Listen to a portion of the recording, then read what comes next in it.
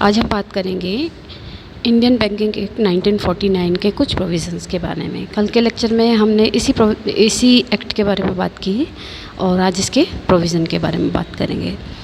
तो प्रोविज़न जानते हैं। तो सबसे पहले प्रोविज़न जो है बैंकिंग फंक्शन के ऊपर है। तो यहाँ पर बैंकिंग फंक्शन में धारा 6 के अनुसार कोई भी बैंक जो है ये कुछ फंक्शन बताए गए हैं। अगर ये काम करती है तो बैंक है या बैंकिंग कंपनी है, ठीक। तो इसमें कौन कौन से कार्य जो है वो एक बैंक या बैंकिंग कंपनी करती है। जैसे पहले डिपॉजिट को एक्सेप्ट करना, फिर लोन देना, एडवांस देना और ओवरड्राफ्ट बिलों की कटौती करना और कैश क्रेडिट के रूप में वित्तीय सहायता प्रदान करना, फिर साख पत्रों का निर्गमन करना, चेक, ड्राफ्ट और गश्ती पत्रों का निर्गमन करना, हमारी जितनी भी बहुमूल्य वस्तुएं हैं उनकी सुरक्षा करना,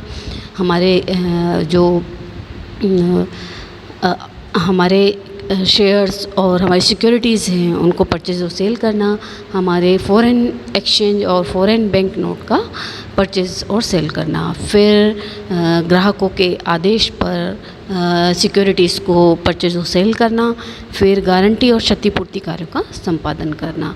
और इसके अलावा भी बहुत सारे काम हैं, जैसे कि अपने व्यवसाय के विकास और वृद्धि से संबंधित बहुत सारे जो है काम करना और अपनी संपत्ति और अन्य अधिकारों का विक्रय, प्रबंध, विकास, विनिमय और प्रबंधन करना।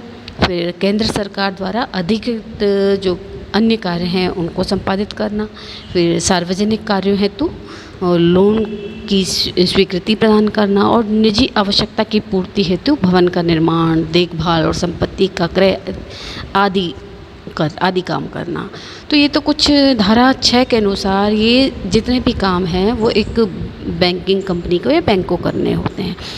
अब बैंकिंग अधिनियम की धारा 8 और 9 में बैंकिंग संस्थाओं में कुछ निषिद्ध कार्यों का वर्णन भी किया गया है।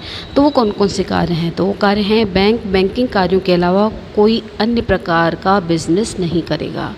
और फिर बैंक ऐसी कंपनियों के शेयर्स और ऋण पत्रों को नहीं खरीद सकता जिसमें कि संचालकों और प्रबंधकों का आर्थिक हित निहित हो। फिर कि कार्यालय भवन के अतिरिक्त अन्य किसी अचल संपत्ति को बिना रिजर्व बैंक की परमिशन के अपने पास 7 ईयर से अधिक अवधि के लिए रखने पर रोक है। फिर डायरेक्ट और इनडायरेक्ट रूप में वस्तुओं का परचेज और सेल करना एक निश्चित कार्य है। और बैंक अपने ग्राहकों की ओर से भी कोई व्यापारिक व्यवहार नहीं कर सकते और ना ही व्यापारिक जोखिम को उठा सकते हैं। बैंक किसी भी व्यक्ति या संस्था को पूर्व निर्धारित राशि से अधिक राशि का ऋण जो है लोन प्रोवाइड नहीं कर सकते हैं और बैंक अधिनियम द्वारा निर्धारित समय से अधिक समय के लिए लोन नहीं दे सकते। तो ये तो कुछ मैंने ऐसे काम बताए हैं जो कि बैंक को करने चाहिए, वो धारा 6 के अनुसार थे। और कुछ ऐसे काम जो कि बैंक नहीं करेंगे वो धारा 8 और 9 के अकॉर्डिंग है। तो ये तो बैंकिंग फंक्शन मैंने बताए हैं। अब कुछ आते हैं मैनेजिंग एजेंट, प्रबंध अभिकर्ता की नियुक्ति संबंधित। तो ये आते हैं धारा 10।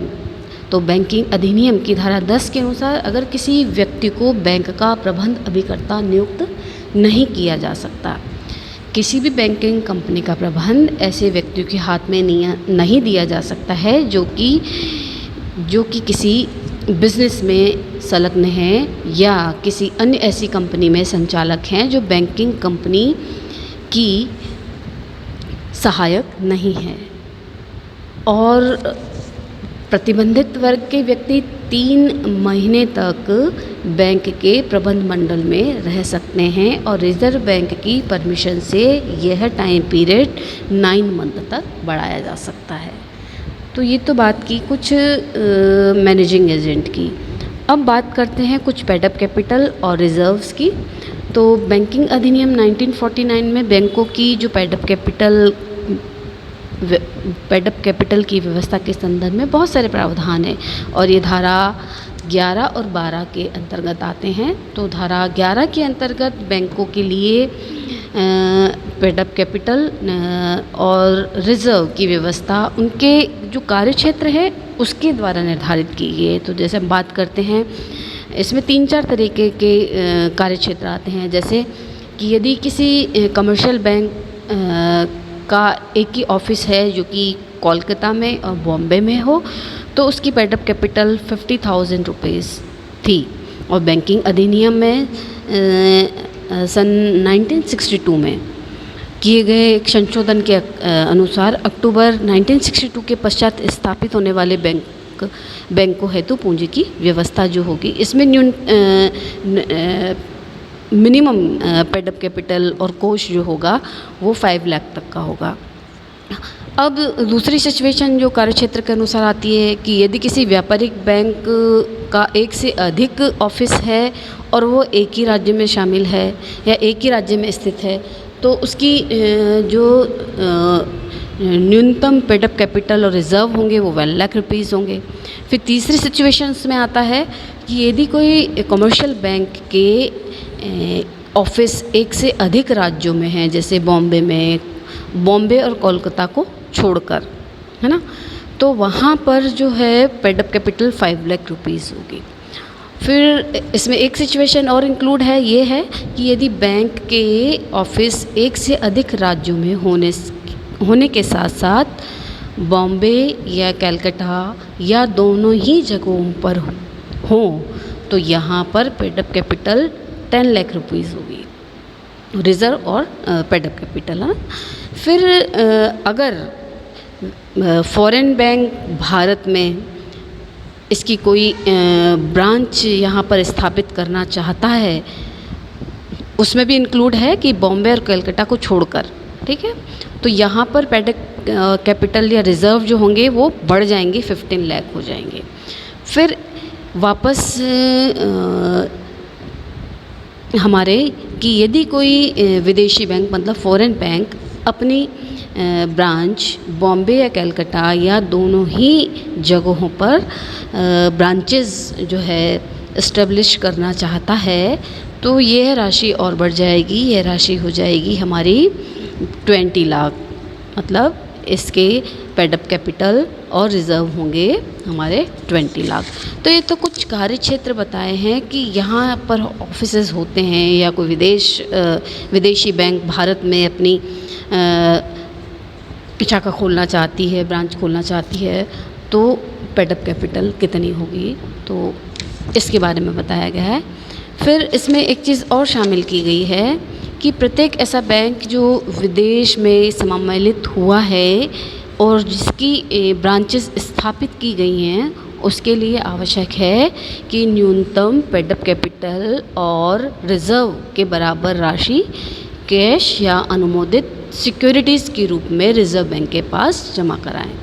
और बैंकिंग अधिनियम की धारा 12 के अनुसार यह निश्चित किया गया है कि एक बैंकिंग कंपनी की अधिकृत पूंजी और वही प्रदत्त पूंजी में कम से कम 4:2:1 का जो है अनुपात होना चाहिए, है ना, ये रेशियो होना चाहिए इसमें। ये बैंकिंग अधिनियम की धारा 12 के अनुसार है। तो ये तो हमने बात की कि पेड-अप कैपिटल कितनी होनी चाहिए, रिज़र्व कितनी होनी चाहिए और कितना रेशियो होना चाहिए, ठीक है। अब हम बात करते हैं प्रोविज़न में। तो नेक्स्ट प्रोविज़न आता है कि लाभ वितरण पर प्रतिबंध, restriction on payment of dividend. तो यहाँ पर जो धारा आती है वो धारा आती है 15। तो बैंकिंग अधिनियम एक्ट 1949 की धारा 15 के अनुसार यदि किसी बैंक द्वारा तब तक लाभांश या डिविडेंड का वितरण नहीं किया जा सकता है जब तक कि वह अपने संपूर्ण व्यय और हानि की पूर्ति न कर ले। यह केवल अनुमोदित प्रतिभूतियों पर होने वाले अपकर्ष के संबंध में अपकर्ष की व्यवस्था किए बिना लाभांश वितरित करने की छूट नहीं दे सकती है, ठीक है। तो ये तो बात की हमने डिविडेंड की। अब यहाँ पर बात आती है कि जो इंटरलॉकिंग ऑफ डायरेक्टर होते हैं उन पर कैसे रोक लगाई जाए। तो यहाँ पर वही धारा जो है 16 के अनुसार, तो बैंकिंग अधिनियम एक्ट 1940 नियम की धारा 16 के अनुसार यदि कोई व्यक्ति एक से अधिक बैंकों का संचालन नहीं कर सकता है, और यदि कोई व्यक्ति कुछ ऐसी कंपनियों में संचालक है जिसके पास सामूहिक रूप से 20% से अधिक शेयर्स हैं, तो वह व्यक्ति उस बैंक का संचालक मंडल का मेंबर नहीं हो सकता। तो यह है धारा 16 के अनुसार। अब इससे पहले भी हमने बात की थी कुछ रिज़र्व फंड की, तो रिज़र्व की बात की थी वहाँ पर कि कितने रक्षित कोष होने चाहिए। तो यहाँ पर भी रिज़र्व की बात करते हैं कि कितने सुरक्षित कोषों को रखा जाता है एक बैंक द्वारा। तो ये धारा आती है धारा 17 के अनुसार। तो बैंकिंग एक्ट अधिनियम 1914 की धारा 17 के अनुसार बैंकिंग संस्थाओं के अपने लाभांश डिविडेंड का एक निश्चित भाग जो है रिज़र्व फंड में डालना होता है।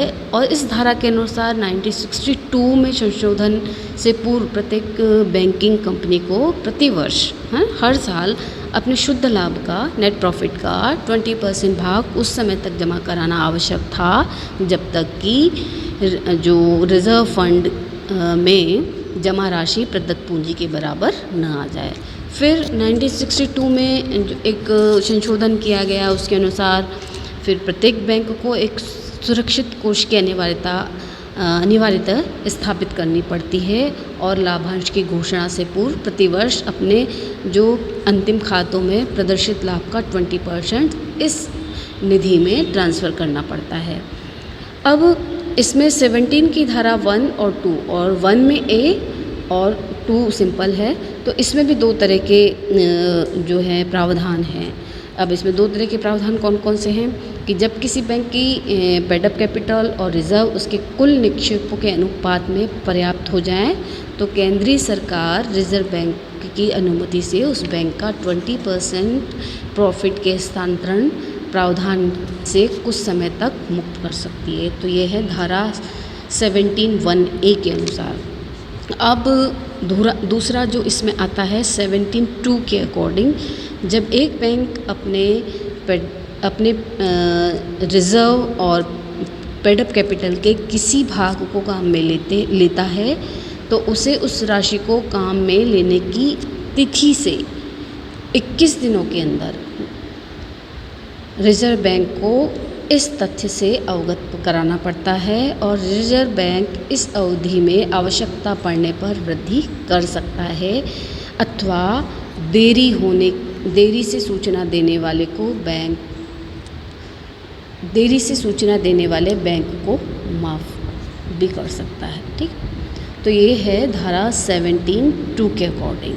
फिर इसके कैश रिज़र्व की हम बात करें तो कैश रिज़र्व जो आता है इंडियन बैंकिंग एक्ट 1942 की धारा 18 के अकॉर्डिंग, प्रत्येक जो गैर अनुसूचित बैंकों को अपने कुल दायित्वों का 3% सदैव कैश में अपने पास और रिज़र्व बैंक या स्टेट बैंक के पास या फिर भारत सरकार द्वारा घोषित किसी अन्य बैंक के पास रखना पड़ता है अथवा उसे यह अंशतः इन बैंकों के पास रखा जा सकता है। ठीक है, तो ये तो हुई एक कैश रिज़र्व की बात। अब कैश रिज़र्व में बहुत सारी बातें और भी हैं, जैसे कि प्रत्येक जो शेड्यूल बैंक होते हैं को प्रत्येक महीने की समाप्ति के 15 डेज़ के अंतर्गत और हर महीने के शुक्रवार को इस अपनी बैंक की स्थिति से रिज़र्व बैंक को अवगत कराना पड़ता है। इस हेतु रिज़र्व बैंक के पास एक परफॉर्मा या विवरण भेजा जाता है और प्रत्येक शेड्यूल बैंक को अपने कुल औसत दैनिक दायित्वों का अधिनियम की धारा 18 के अंतर्गत 3% भाग हमेशा रिज़र्व जो है कैश में रखना पड़ता है। रिज़र्व बैंक चाहे तो भारत सरकार के गजट में अधिसूचना निर्मित कर इस प्रतिशत को बढ़ा सकता है और किंतु वह इस प्रतिशत को 15% से ज़्यादा नहीं कर सकता। तो ये तो बात हुई कैश रिज़र्व की। अब कुछ रेस्ट्रिक्शंस भी हैं कि क्या सहायक कंपनियों के निर्माण और अन्य कंपनियों के विनियोग पर कुछ प्रतिबंध लगाए हैं, वो लगाए हैं धारा 19 के अनुसार। तो वही इंडियन कंपनी एक्ट की धारा 19(1) के अंतर्गत एक बैंक निम्न जो कार्य है किसी अन्य कार्य हेतु सहायक कंपनी का निर्माण नहीं कर सकती, जैसे कि प्रन्यासी निष्पादक व अन्य किसी क्षमता में संपत्ति के हितार्थ के लिए या भारत के बाहर बैंकिंग सेवाओं को चालू करने के लिए। तो ये कुछ ऐसे काम हैं जो कि नहीं कर सकती हैं। फिर जो आता है वो लोन और एडवांस के संबंध में क्या रेस्ट्रिक्शंस होते हैं, ये धारा 20 के अनुसार है। तो कोई भी कंपनी अपने अंश पत्रों की प्रतिभूतियों पर ऋण स्वीकार नहीं कर सकती है।